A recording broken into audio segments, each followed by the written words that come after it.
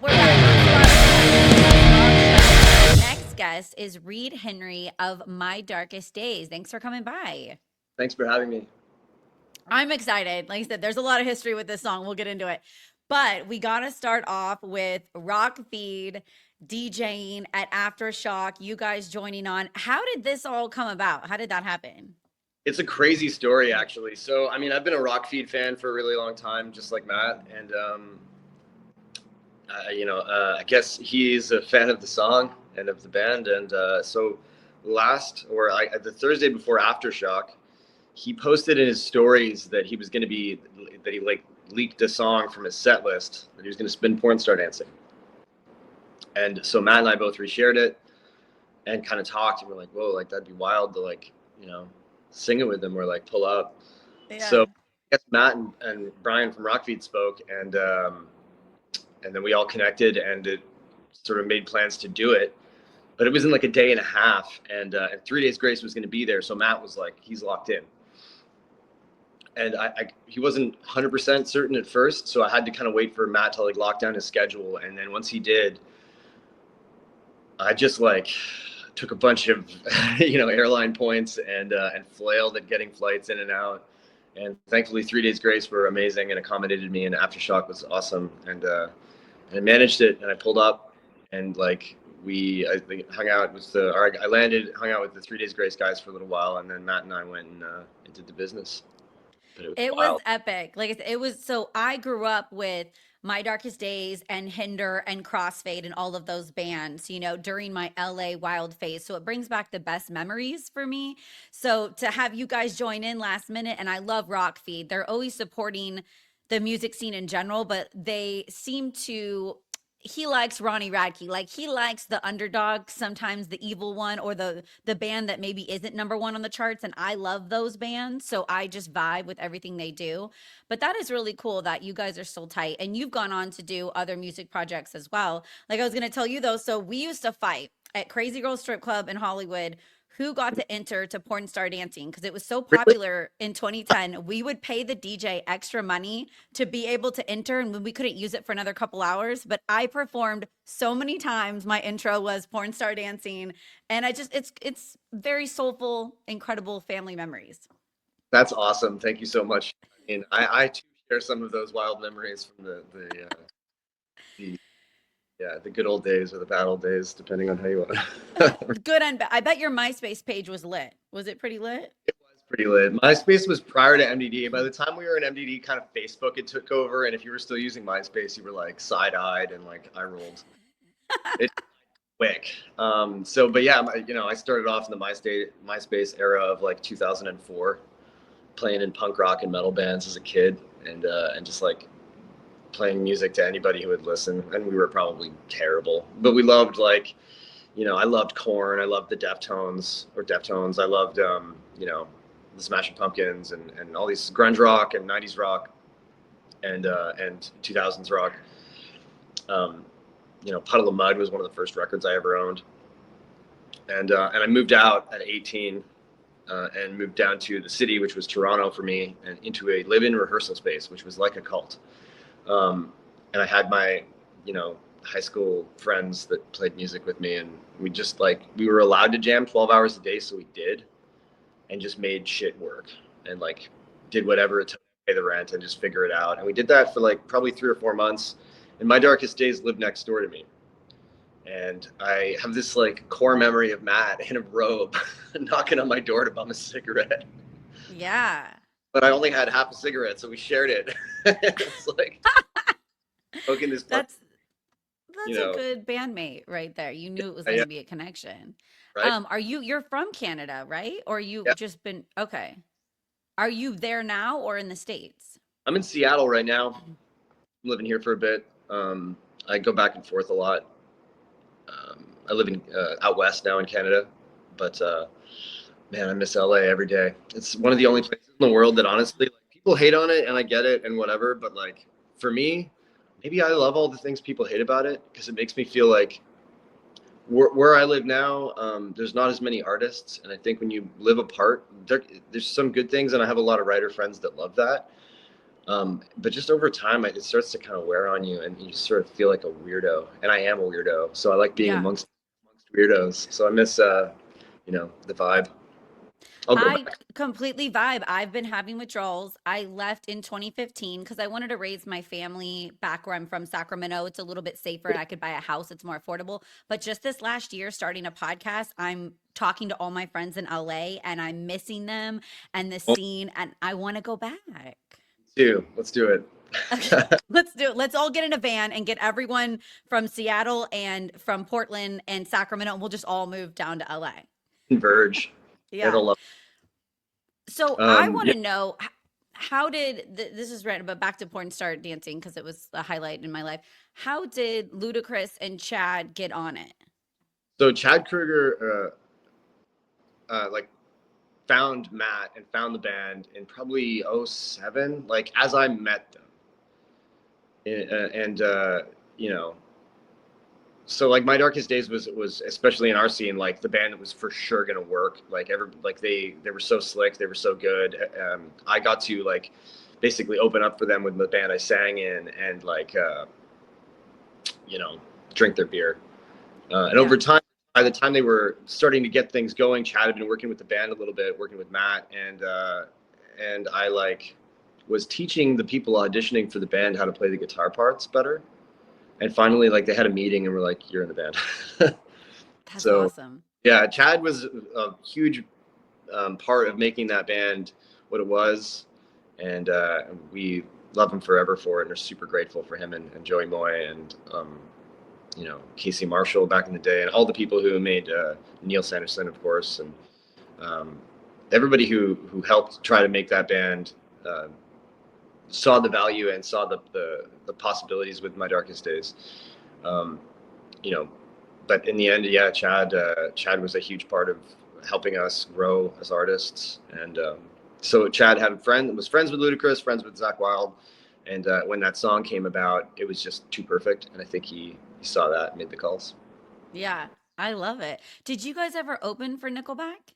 We did a whole tour. We did the Here and Now tour, Nice. so I that was like probably the height of our touring, right after Sick and Twisted Affair. We actually had that tour booked before we made a record, which I don't recommend. It was Yeah. super stressful for all of us, but I think pressure makes diamonds. So maybe it was a good thing. But a lot of bands talk about how you have your whole career to make your first record, and then like a year to make your second record. We had 3 months. So Wow. The heat was on. But that's cool. I want you guys to come back together. I think we need a whole festival of just, they joke divorce dad rock or, whatever the early 2000s. oh yeah, I'm so in. Like I mean, I think it'll happen. Yeah. I don't know There's when. enough. We're old and we have money now. So we want to Right? like go spend it, and go to these things. So true. Yeah, I know it's a wild thing to see rock come back the way it was. I was never really disparaged from it. Like as sort of a lot of my friends became country musicians over the years, especially after 2012, 2013, when MDD took hiatus and Matt went on to 3 Days Grace. There was a lot of different. There's like a fork in the road for me, and I felt like I just can't be real doing that. I'm from downtown Toronto. Like it just didn't speak to me, and I didn't feel like I could contribute meaningfully as an artist to that genre at the time. And but I'm so glad I just leaned into what I love and my passion, and focused on making heavy metal and hard rock music, and did that in sort of spite of everything, and formed a band called Dead Set Society that I was fortunate to have a bunch of success with as an independent artist. We have 20 million streams now. Had a song hit number 3 on Octane at the time in 2017. I And love the song Bad Drug. Is that your personal solo project or is that with Dead Set? so Dead Set Society also broke up in 2019, and I just like I didn't want to stop making music. Like I can't. So but I was also just I felt like at the time very like, man, am I really going to start another band? Yeah. So I wanted to just have something that was going to be mine forever, no matter what. So I put music out under my own name, I and love it. starting a new band is like starting a new relationship. We've had so many breakups, but I just think we got to keep going. We got to start another one. So true. Yeah, I know. I'm with you, and I think now I'm ready. Now I would start another band. I don't know if I'm going to keep putting music out under my own name or start a fucking band or what. I don't know, but at the moment I am, and I'm, I'm very proud of Bad Drug. I think it's the best studio recording I've made as a singer, um, and it's wild to see the reaction, even without any kind of label or team or anything. I'm just a guy. I put out a song I made. I made the video myself. Like, so it's but it's very satisfying as an artist to have that much uh, domain over the art, you know. Yeah, control and success, and you're not paying money or a manager's not taking a piece of it. Well, Um, if they help, that's great. But at the end of the day, if you fail because of somebody else, it sucks a lot more than failing because you suck. You know what I mean? Like I'd rather yeah, fail. So if I do something badly, then it's my fault. yeah. Is bad drug actually drugs or a metaphor for something else? I think it is a drug. Love is a drug. I think it's about dopamine, or it's about Yeah. it's a song about loving something that's bad for you, and whatever I that means. love that. I love a bad boy right now that I'm trying to like not like, but I love and I'm addicted. Love I it. love dopamine. Yeah. Right? That's it. I So need to play that song. Okay, so I watched another interview and you stated that Smashing Pumpkins and Nine Inch Nails were some influences. Do you have other bands that influenced you growing up?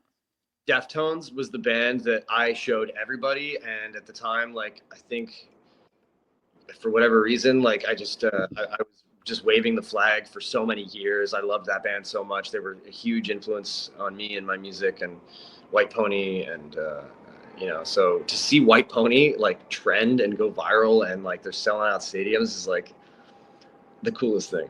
I love it. I love seeing all these bands that I I grew think up. it's so neat. I bang young guys in their 20s and they've got white pointy tattoos on No, them. And yes, they're like in their early 20s. I don't even know if they were alive when the album came out. It's cute. love. I dig it. Oh yeah. Okay, do you have a favorite guitarist? Huh. Gosh, I love so many. I think Wes Borland maybe. I just think it's like weird and cool. I love John Five too. I just love like I mean I would say Zach Wild. I would for Yeah. 100% Wild. Um, just for like how bluesy and like rock and roll he makes the heavy metal solos. Yeah. You know what I mean? Because like I do love sweep picking, and I love chaotic, four finger tapping stuff, which he does a little as well. But like, of course, but I feel like there's like I love guitar playing with the technical mind blowing stuff that still has soul. You know, Mm-hmm. That and I'm Southern soul. I love Louisiana and Texas, and I lived down in Texas for a little bit, and just all the rhythm and blues and the jazz clubs. I love the vibe. Um, but like, could you do, you know how Wes does such intricate makeup all the time? Could you ever do that and commit to that? I think I did for a while. We'd like wake up in eyeliner. I don't know. I'm Yeah. 37, so I don't feel like I don't know. I think it comes. It's like you like grow into it. I don't know. For me, like with my darkest days, when we were playing these bigger and bigger shows, maybe for me it was in part imposter syndrome. We were trying to like look the part, Hmm. So, like it kind of it lent itself to the moment, lent itself to that.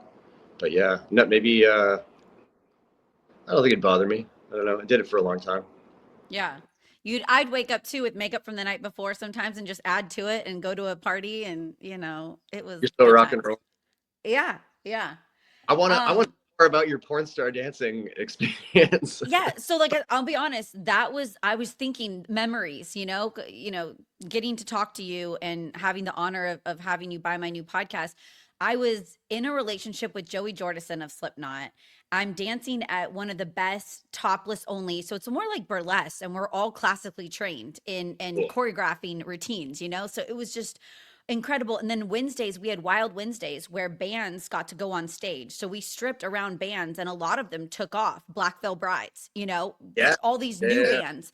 And so it was such a time, 2009 to 2011, that I was stripping and dating rock stars and just having a blast. And then I ended up moving to Expose Club in Austin, Texas for a year. And then I always did radio on the side, but obviously to make a ton of money, I wanted to strip like usually just one day a week and you could pay your rent for the month. So it was just such a fun job that the freedom was there and it was so rock and roll. You know what I was also thinking about today though? Strip clubs are dead now, right? Like we used to all go, hey, let's have a beer and chicken wings before we go out, or let's meet up at a strip club. I have been talking to, my younger friends and I'm still working and they go, oh no, we don't go to strip clubs or nobody goes anymore. And do you know why? That it just kind of, they died? I think the culture of fun and celebration, maybe, I think it'll come back with rock. It's like it's tied in with rock and roll like intimately. I think. Yeah. I went, I don't know, not that long ago, and it was a lot different. Yeah, there was the vibe is some places it's still chaos. Like Montreal, Canada is, I'm sure, still wild. It was always wild. There's those places that still have a community, but so much of it is the vibe in the community. So if it's not there, and it is so tied in with the zeitgeist, right? Yeah. No, and I know things have changed, right? Like it kind of was hot and cool for a girl to sexualize herself and Exactly. Pamela Anderson and was glorified. And now I think it's a little bit more, hey, cover up or that's not healthy for you or OnlyFans, which I'm fascinated. I've had a lot of those girls by. I love interviewing them. But I think Yeah, because men can now get that personal connection from their house, they don't have to go to the strip club. you're not wrong. I don't think anything replaces a live show, but Yeah. I think that it's coming back. We'll see. Maybe. I mean, if rock comes back, like I said, I think it's so tied in with it that how can it not? We need My Darkest Days performing on stage at Crazy Girls in LA. That's Legendary. I'll host it. I'll host it. Full circle. I'll talk to Rockfeed. We need to get on this. Okay. And then my next question is what is next for you for 2026? Yeah, so I'm gonna play some shows. Haven't played shows in a minute. The last few times I was on stage, I sang a 3 Days Grace song with Matt in 2023. I went on stage when they were doing bringing people up for Just Like You, and as a gag, they kind of brought me up. And then before that was the Dead Set Hollywood Undead tour in like 2018. So I haven't done like a tour as a performer in way too long. So I'm working stuff out right now to do some U.S. Canada dates in 2026. I'm playing with some of my friends' bands, which should be amazing. I love seeing dudes that I came up with and played with in the 2000s and late, early 2010s or whatever. So yeah, I'm looking forward to playing some live shows and supporting Bad Drug out in a club near you. Nice. What does Canada have going on that America doesn't understand or needs to jump on board with? Maple syrup. Okay. Yeah, maple syrup and huh. Yeah, I would say the opposite more than in a lot of ways. I think that I love being down here. I think that it's I love the weather. The weather in Canada is very bad. Um, but It's whatever. really cold. I can't do cold. Like even Seattle, where you're at right now, can't do it. Seattle's nice and balmy for me. This is nothing, but I get it. Ugh. I I don't know. I love Canada. It'll always be where I'm from, and proud to be Canadian. But I do love living in the USA. Yeah. Can we do a game this or that? So I ask you one thing or the other and you choose one? Yeah, Okay. let's Would you rather have morning coffee or late night ice cream? morning coffee. Me too. Would you rather send a spicy pic or receive a spicy pic? Receive a spicy pick. Yeah. Do you get a lot of girls in the DMs? Like, It ebbs and flows. yeah. Yeah. I feel you. Do you rather have a physical album or a digital copy? Digital copy. Easier. Yeah, it's just not practical. I don't think I have anything that would play a physical CD anymore. Which is, it's just time rolls on, man. Time waits for nobody. No, I've talked about this on the podcast. To impress the chick that you bring over to your apartment, you need the record player. You need to get out the physical vinyl. Then you need to get out the cigar and the whiskey. And they're just like, I'm in. Fuck Wow. yeah. Fuck, I'm Yeah. so That's my secret. really. Yeah. Thank you. I'll My give it game to you. just No, I know. I feel so sophisticated. And that's why I get those early 20s. I'm like, do you want to see a vinyl? And their pants are off. I love that. Yeah. There you go. Would you rather choose between 70s rock or 80s rock?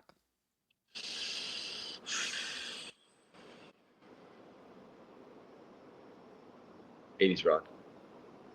Yeah. It seemed like a fun time. I wish I wasn't being born. It looked like it was fun. I was there a little bit, being born. Yeah. Yeah.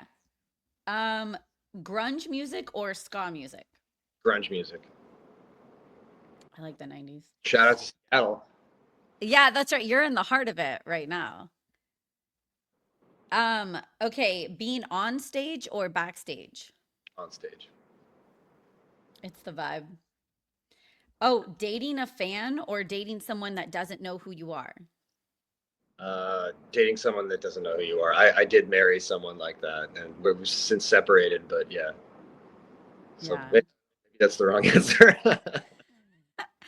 I guess it's hard, right? Like on one hand, I'm having this too. I want someone that understands my old lifestyle, that doesn't get intimidated by entertainment or how wild it was, but then that isn't just with me because of places I can take them, if that makes Right. sense. Yeah, I totally get it. Yeah, I haven't figured out the solution. I just keep my head down and make songs. I don't know. I know. I'm going after gay guys, so man, don't take advice from me. There. Are you more turned on mentally or physically? I haven't thought about this. Uh, probably mentally, I guess. Yeah. Yeah. You want to have a conversation the next day. Yeah. Yeah. Well, it'd be weird if I was to like pull some shit about physics out and they just kind of, which I mean, I guess everybody kind of just blanks stares, but or something about a songwriting or whatever. If you couldn't have a conversation with somebody, it'd be short-lived, I think, and that's fine. Yeah. But I think it fluctuates, right? Like when I was younger, I was all into looks, like if you were hot. And now that I'm older, I need to have a conversation with yeah, them. yeah, for sure. I think I'm in the same boat. Yeah. Okay, would you choose between Friday nights or Sunday afternoons? Friday night, Yeah. What would you do on a Friday night? go to a strip club.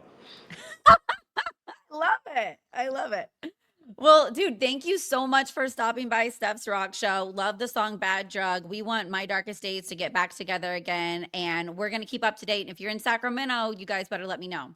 I'll call you. We'll pull up. Let's go to the club. Okay, sweet.